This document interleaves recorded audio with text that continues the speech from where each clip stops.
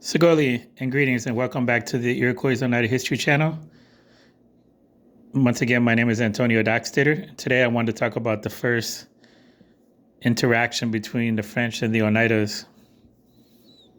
This happened, and this account was from a primary source from Champlain's account of the Battle of 1615, an excerpt from Champlain's Voyages to New France, 1632. The date was October 10, 1615, near present-day Syracuse, New York. Champlain's lack of understanding of Aboriginal language contributed to his frustration in battle alongside the Huron people. Champlain gave orders during the battle in French, and when the orders were ignored, assumed that the Huron were undisciplined warriors. Champlain also did not understand Aboriginal rules of battle, which contributed to his frustration. At 3 o'clock in the afternoon, we arrived before the fort of the enemies, where the savages made some skirmishes with each other, although our design was not to disclose ourselves until the next day, which, however, the impatience of our savages would not permit, both on account of their desire to see fire open upon their enemies, and also that they might rescue some of their own men who had become too closely engaged and were hotly pressed. Then I approached the enemy, and although I had only a few men, yet we showed them what they had never seen nor heard before.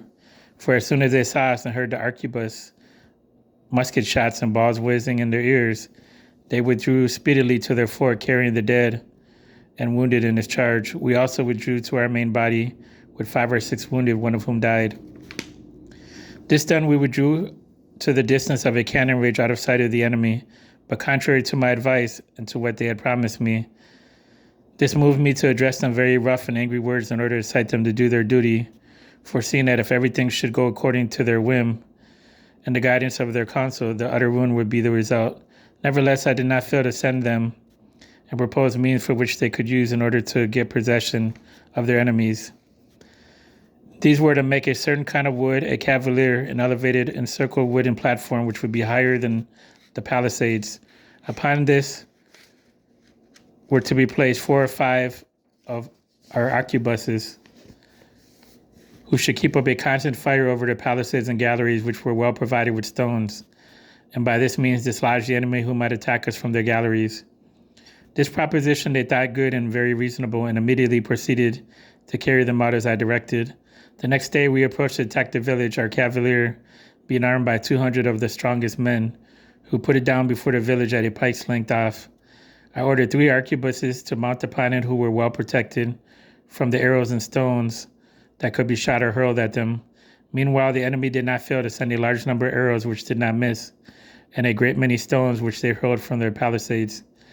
Nevertheless, a hot fire of arquebuses forced them to dislodge and abandon their galleries in consequence of the cavalier, which uncovered them. They were not venturing to show themselves, but fighting under shelter.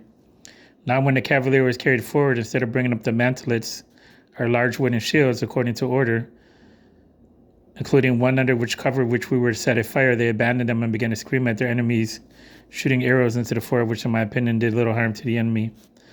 But we must excuse them, for they are not warriors, and besides, will have no discipline nor correction, and will only do what they please.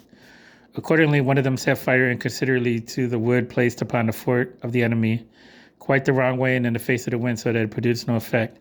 This fire being out, the greater part of the savages began to carry wood against the palisades, but in so small quantity that the fire could not have no great effect.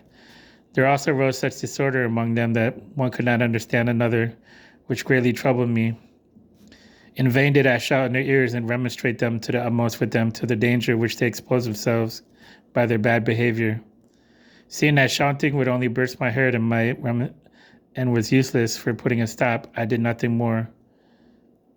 We were engaged in this combat about 3 hours, in which 2 of our chiefs and leading warriors were wounded, together with some 15 common warriors. The others, seeing their men and some of their chiefs wounded, now began to talk of retreat without further fighting, in expectation of the 500 men whose arrival could not much be delayed. Thus they retreated, a disorderly ramble. And this is an account of the battle that Champlain took place, which we have researched that it was likely at the Oneida village at Nichols Pond Park in upstate New York, where the Oneida standing stone, which likely to have been called Onioteaga, where the name came from, our primary and oldest village in New York. So if you like this video and information, please give a like, or you can leave a comment. And also, please subscribe to this video.